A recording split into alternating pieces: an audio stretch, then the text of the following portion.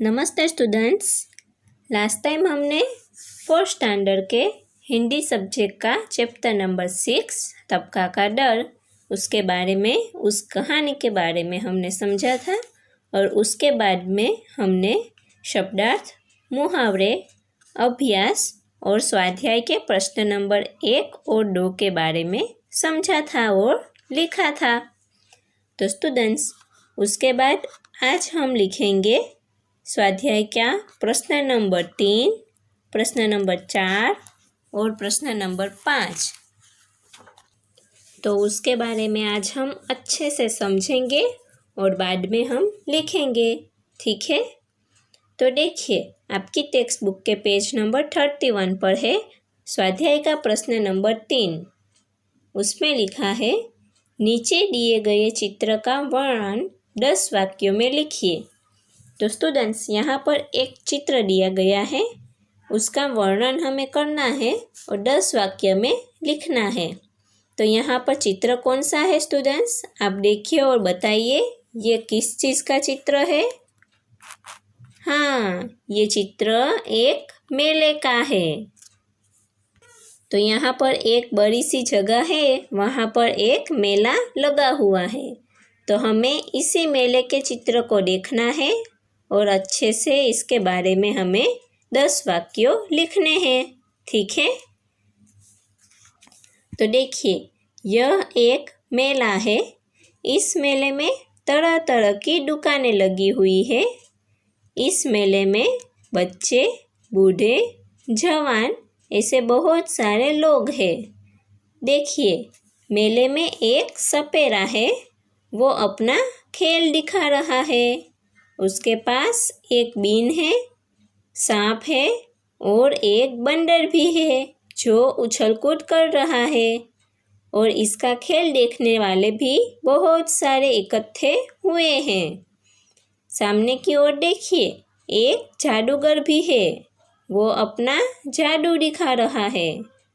और उसके बाद यहाँ पे आगे देखिए, एक गुब्बारे वाला भी है, वो अपने गुब्बारे बेच रहा है। पास में 2 चकडोल भी हैं। कुछ लोग चकडोल में बैठकर अपना मज़ा उठा रहे हैं। गुब्बारे वाले के पास में 2 घोड़े भी हैं, जिससे लोग मेले में घुड़सवारी का मज़ा भी उठा सकते हैं। मेले में सबको बहुत मज़ा आता है, ठीक है स्टूडेंट्स। तो ऐसे ही हमें इस मेले का चित्र है, इसका वर्णन करके हमें 10 वाक्य लिखने हैं। तो अब देखिए, आपकी टेक्स्ट बुक के पेज नंबर 32 पर वहाँ पर दिया गया है प्रश्न नंबर 4। नीचे दिए गए चित्र के आधार पर कहानी लिखिए। तो स्टूडेंट्स, यहाँ पर 6 चित्र दिए गए हैं। इन 6 चित्रों के आधार पर हमें एक सुंदर सी कहानी बनानी है और हमारी नोटबुक में लिखनी है। तो देखिए, यहाँ पे जो चित्र दिए गए हैं उसमें क्या दिखाई देता है, पहले उसके बारे में समझते हैं। तो पहले चित्र में एक शेर है और उसके ऊपर चूहा उछल कूद कर रहा दिखाई दे रहा है।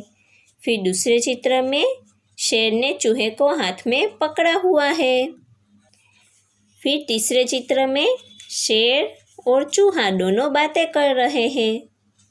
चौथे चित्र में शेर है, वो कुछ सोच रहा है और चूहा वहाँ से भाग रहा है। तो हमें देखना होगा कि वो क्या सोच रहा होगा। फिर 5वां चित्र है, उसमें देखिए, शेर है वो एक जाल में फंस गया है और चूहा है वो वहाँ पर कुछ कर रहा है। अब क्या कर रहा है वो तो कहानी में ही पता चलेगा। और 6थे चित्र में देखिए, शेर और चूहा दोनों बैठकर बातें कर रहे हैं, वैसे दिखाई दिया है यहाँ पे चित्र में। तो हम अब इन सभी चित्रों को लेकर चलो एक कहानी बनानी शुरू करते हैं।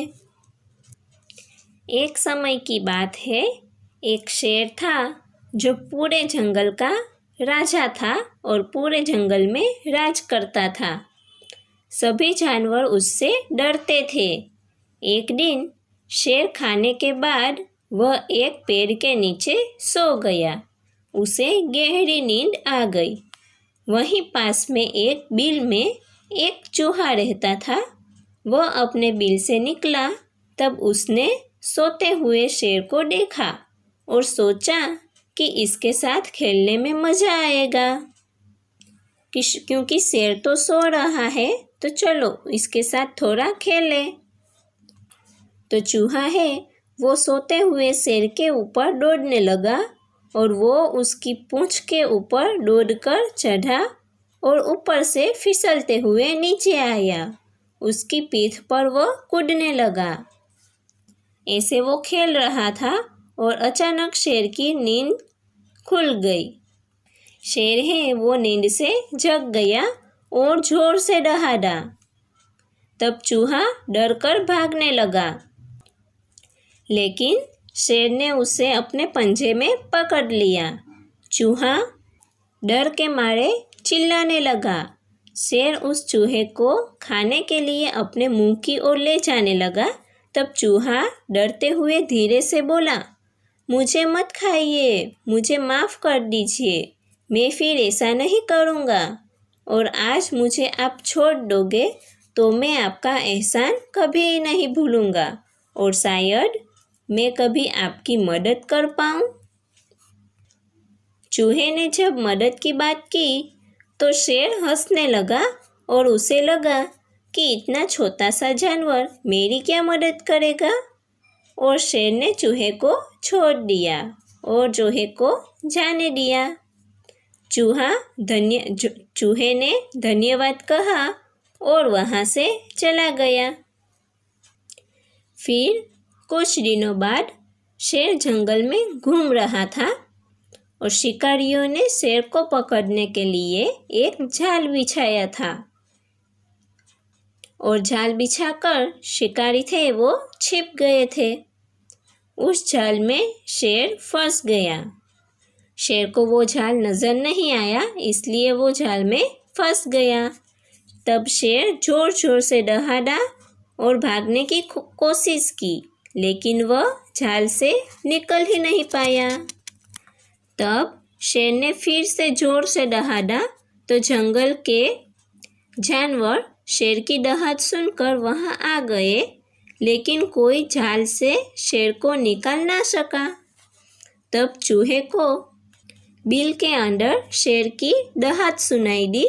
वह दौड़ कर आया और उसने कहा, मुझे शेर राजा की मदद करनी होगी।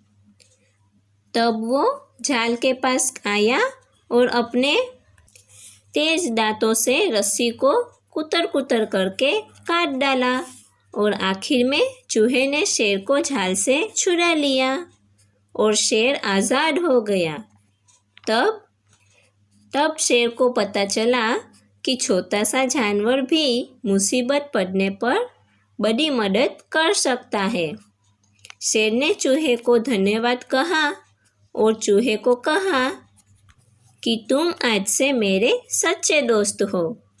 और ऐसे शेर और चूहे के बीच में दोस्ती हो गई। तो स्टूडेंट्स, इस कहानी से हमें क्या सीख मिलती है? इस कहानी से हमें सीख मिलती है कि हमें कभी भी किसी को अपने से छोटा नहीं समझना चाहिए, क्योंकि छोटा भी कभी कभी बड़े बड़े कमाल कर जाता है। और स्टूडेंट्स, इस कहानी का शीर्षक भी हमें लिखना बाकी है। तो इस कहानी का शीर्षक होगा शेर और चूहा। तो स्टूडेंट्स, ये है हमारे प्रश्न नंबर 4 में दिए गए चित्र के आधार पर कहानी लिखिए। तो ये है हमारी कहानी। अब देखिए आपकी टेक्स्ट बुक के पेज नंबर 33 पर यहाँ पर है प्रश्न नंबर 5। नीचे दिए गए उदाहरण के अनुसार वाक्य बनाइए। तो स्टूडेंट्स, यहाँ पर उदाहरण है, एग्जाम्पल है, उसके आधार पर हमें वाक्य बनाने हैं, मतलब सेंटेंस बनाने हैं। तो यहाँ पर उदाहरण है बिल्ली और उसका आंसर है बिल्लियाँ। मतलब कि एक वचन है, इसका बहुवचन हमें करना है। जैसे कि यहाँ बिल्ली है तो इसके लिए एक वाक्य बनाया गया है। तो वाक्य है मेरे घर में बिल्ली है। फिर बिल्लियाँ हैं तो उसके लिए भी वाक्य बनाया है मेरे घर में बिल्लियाँ हैं। तो ऐसे ही हमें भी शब्द लिखने हैं और उसके बाद इसके वाक्य बनाने हैं। ठीक है, तो यहाँ पर लिखा है मक्खी, तो क्या होगा आंसर? तो इसका उत्तर होगा मक्खियाँ। इसके लिए हम वाक्य बनाएंगे मक्खी रोग का घर है। मक्खी रोग का घर है। और मक्खियाँ हैं उसके लिए वाक्य बनाएंगे मक्खियाँ गंदगी में रहती है। मक्खियाँ गंदगी में रहती है। तो स्टूडेंट्स यहाँ पर ऐसे दूसरे 3 शब्द है जैसे कि लड़की, रोती और चूड़ी। तो इसके लिए शब्द आपको लिखने हैं और फिर वाक्य आपको बनाने हैं। ठीक है, ये तो बहुत ही आसान है, सरलता से हो जाएगा। तो यहाँ पर प्रश्न नंबर 5 पूरा होते ही हमारा जो चैप्टर नंबर 6 है टपका का डर, वो भी समाप्त हो जाएगा।